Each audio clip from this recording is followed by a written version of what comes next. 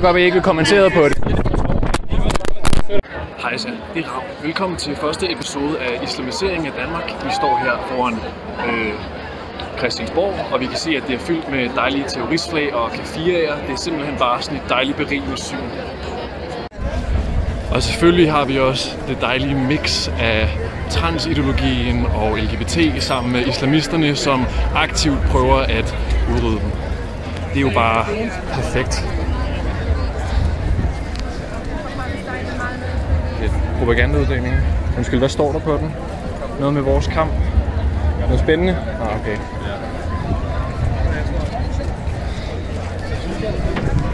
Velkommen til Menneskekaos. Nu er det lige pludselig lige meget, om man må gå på vejen eller ej, fordi at Palæstina er vigtigere end dansk lov, selvfølgelig.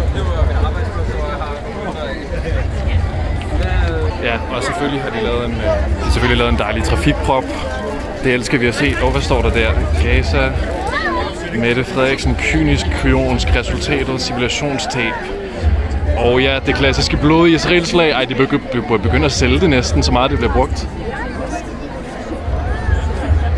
Og selvfølgelig har vi også translaget. Det passer jo så godt sammen med islamisterne, som aktivt prøver at udrydde LGBT. Dejligt at se. Så jeg ikke. Ja. Prøver det.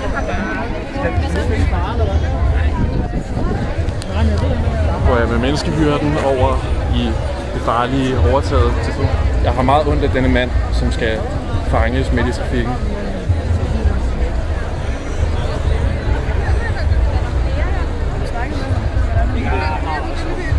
Hvad er det for noget, jeg har forvildet mig ud i det her?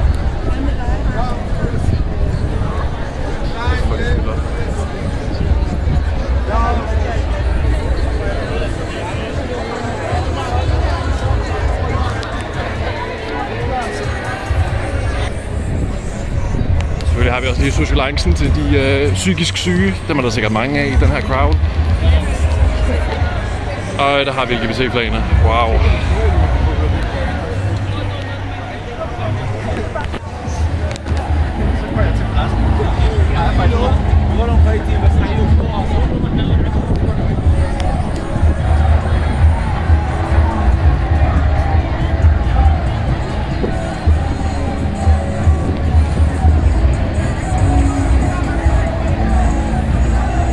Jeg forstår ikke, hvordan de kan blande de to ideologier sammen med hinanden. De er jo fuldstændig inkompatible. Men okay. De har lavet en lille fugl. De har rigtig været nede i at klippe klister.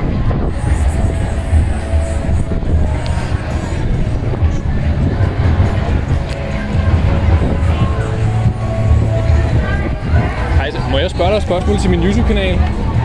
Er det okay? Hvad synes du med, at de blander regnbueflagene og LGBT sammen med Palæstina, som er islamister, som ikke ønsker homoseksuelle? Synes du, at det er en ting, man kan gøre til sådan en slags demonstration her? Man kan ikke sige generelt, at palæstinenser ikke bryder sig om LGBT-folk. Det tror jeg ikke. Men i forhold til Koranen? Jeg synes, at der er rigtig mange LGBT-folk, som netop støtter kampen for et frit Palæstina. Ja, jeg er nemlig også selv homoseksuel, men jeg kan bare ikke forstå, hvorfor at det skal blandes sammen, fordi altså, i Koranen siger, at det er en synd at være homoseksuel, og i Palæstina kaster de folk op på bygninger. Officielt her til demonstrationen, så frabeder de sig andre flag end netop det palæstinensiske og så det libanesiske. Hvorfor lige det libanesiske? Fordi de er jo blevet okkuperet af israelerne her for et par måneder siden. Okay. Så alle andre flag frabeder de sig normalt. Ja. Så der er jo et spørgsmål om, hvor krakilske man skal være i den sammenhæng. Netop fordi der er mange som dig, som støtter kampen for et frit Palæstina. Jeg støtter en kamp for et Hamas-fri Palæstina. Kan du også stå bag ved det? Jeg støtter kampen for et Palæstina, hvor jøder, kristne, armenere og alle mulige andre kan leve i fred med hinanden. Ja, det er jeg også enig med. Det kan jeg godt stå bag. Ikke en tostatsløsning. For en tostatsløsning, det er jo muligt i og med, at der er 700.000 israelske bosættere på Vestbredden. Så det kan ikke lade sig gøre at lave et Palæstina, heller ikke en tostatsløsning, som ikke er en fælles stat, en fælles retfærdig stat. Imellem jøder og palæstinenser. Og alle mulige andre. Okay, og jeg har en sidste spørgsmål, så du var rigtig sød, det er jeg glad for. Hvis du har en knap foran dig, som hvis du trykkede på den, ville gøre, at den 7. oktober, angrebet den 7. oktober ikke ville have sket, vil du så trykke på den? Det vil jeg sikkert, fordi jeg forstår desperationen, palæstinensers desperation, desperationen bag gerningen, men jeg synes, det var strategisk dumt. Jeg kan bare se, israelerne stod jo på spring netop til at erobre nye territorier, for eksempel Vestbredden, for eksempel Gaza og videre ud i Mellemøsten. Så strategisk var det nok dumt, men jeg forstår desperationen. Okay. Og desuden er jeg sikker på, og det ved man helt sikkert, at det israelske hær havde gået ordre til, at når sådan en ting skete som 7. oktober, så skyde og dræbe alle, også eventuelt israelere og fanger. Og det gjorde det. Okay. Så det er jo ikke kun Hamas, som var forbrydere der. Okay. Det var mega sødt, tusind tak. Må jeg få dit navn? Jeg hedder Magnus. Jeg hedder Willy. Willy? Ja. Okay. Fra Køge. Tusind tak, Willy, fra Køge. Du må have en god demonstration. I forhold til lande som for eksempel Manchester, så er der jo faktisk folk til de her demonstrationer, som godt gider at tale og sige deres mening. Man får ikke bare et flag i hovedet eller sådan noget. Så det respekterer allerede. Big up til det her. Og så sagde søde Willy faktisk også, at de der homoseksuelle flag herover, at de jo ikke faktisk tilladt i forhold til demonstrationen. Så det er jo bare nogen, der har taget dem med.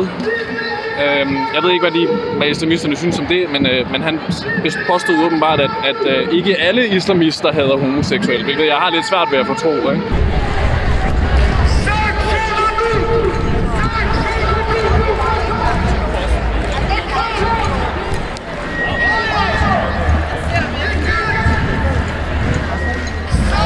Så.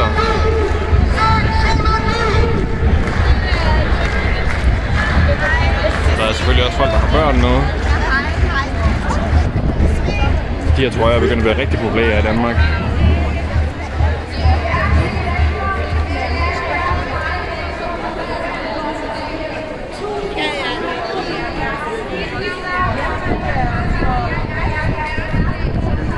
Musikbranchen vil gerne have våbenhvile, som med de her noget magt.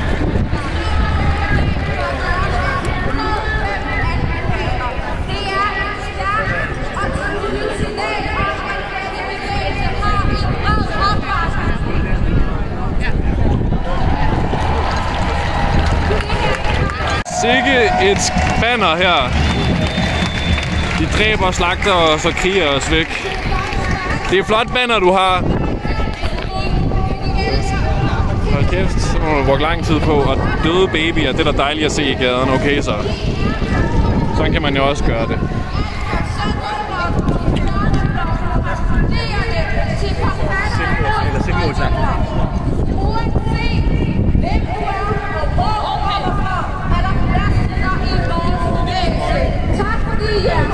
No one is illegal. Nu taler de også om immigration. De blander mange af sagerne, hvilket jeg ikke rigtig forstår, men det er måske bare mig, som er dum. Med flag, skilte, vrede og sorg. Og det gør en forskel. Vi nægter at vende blikket væk. Vi nægter at tie stille, mens børn, familier og hele nabolag bliver dræbt i Gaza. Vi nægter at acceptere, at verden ser på, og alligevel lader det ske. At mennesker sulter ihjel, mens fødevarelastbiler står stille. Over 1 million mennesker sulter i Gaza. Nothing weird about occupation. We're all marching for liberation.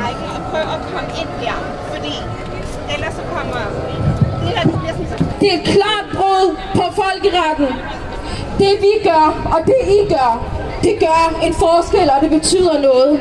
Vi lægger et pres, boykot rammer, aktioner vækker, demonstrationer skaber forbindelse mellem os og med dem, der kæmper for livet. Vi har allerede set resultater. I er med til at gøre en forskel. Og det, der synes jeg faktisk, at I skal give jer selv en kæmpe stor hånd. Her. Det er jo også fedt. Der er helt en heldig mod i palæstinensiske modstandskamp. Okay, og de bruger en lille, hvad er det, fucking stangebøsse. For de fordrevne, for Gaza, fordi det er bedre end en AK-47 selvfølgelig. Og ikke mindst for hele Palæstina. Tusind tak, fordi I er her i dag. Hvem er det overhovedet, der taler? Er det noget, der er optaget det her? Der er jo ikke nogen, der taler ind i mikrofonen. Jeg vil sige det højt på engelsk. Welcome and thank you for being here. We stand here today backed by 105 endorsers. This clearly shows that this movement has. Jeg kan ikke lide de her banner, også det der med, at de har fucking slangebøsser, som om at de ikke bruger fucking våben. Det er rigtigt at gøre oprør med et kommunistsymbol. Okay. We are many. We are different. And we stand together for a free Palestine. Jeg kan stadig ikke se dem, der taler. Jeg ved ikke rigtig, hvor de er henne. Men det er rigtig mange. We have been on the streets for almost 2 years. Every single jeg er nordsjællander, og jeg støtter et Hamas-fri Palæstina. Jeg synes, det er lidt mærkeligt, at de har slangebøsser på deres banner. For Gaza, for justice, and for freedom, and for all of Palestine from the river to the sea. Der kom den.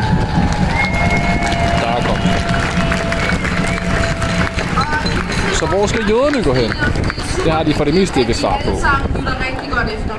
Vi fordømmer og modsætter os alle former for racisme, inklusiv antisemitisme, islamofobi, zionisme og homofobi. Ingen andre flag end det. Jeg tror ikke, de ved, hvad zionisme betyder, men okay. Ingen banner, symboler, flag, flyers fra politiske partier eller religiøse er tilladt. Ingen diskriminerende adfærd og er det lidt en løgn? Vores seje frivillige bærer veste. De gule veste, det er vores vagter. De er for at passe på os. De lille veste, det er vores midte, hvis der skulle opstå noget akut. De orange veste, det er vores chanter, og de er her for at råbe højt. De er med til at løfte vores demonstrationer, så derfor bliver vi selvfølgelig også en kæmpe forhold. Plads til scene action. Undskyld, hvad betyder din trøje? Hvad siger du?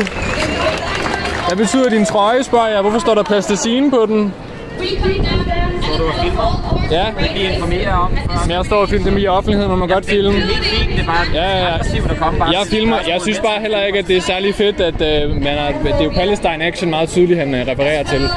En klassificeret terroristorganisation i England. Det synes jeg ikke er særlig fedt. Så det vil jeg bare lige sige. Det kan godt være, jeg ikke vil kommentere på det. Det var sødt af dig, det der. Det mener jeg til politiet. Tak for det. Der så vi et rigtig dejligt eksempel på den aggressive islamiste, der kommer til Danmark. De synes, det er helt okay at slå en journalist telefonen på hånden. De er ligeglade, hvor meget den koster. De er ligeglade med politi, fordi der er ikke noget politi. Det er en trist udvikling, synes jeg. En meget trist udvikling.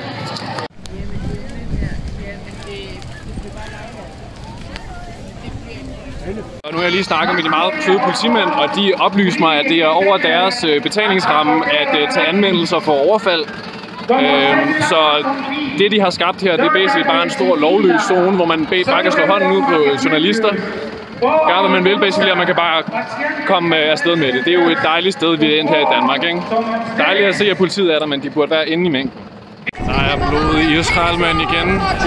Han er en ny karakter. Og her har vi et billede af en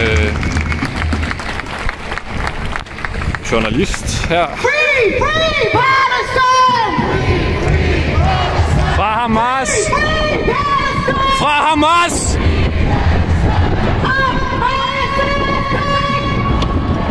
Der er nogle flere journalister her. Ja, vi elsker de døde. Vi elsker de døde babyer. Ja.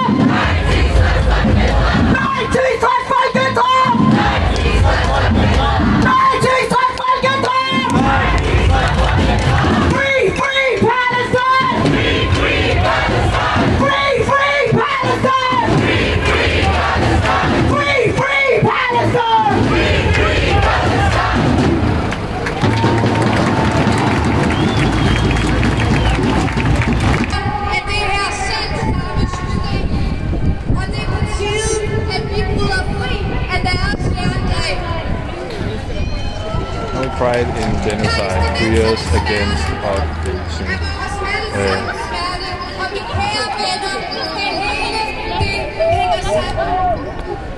Hvis det vi vil se sådan et af de her bannere.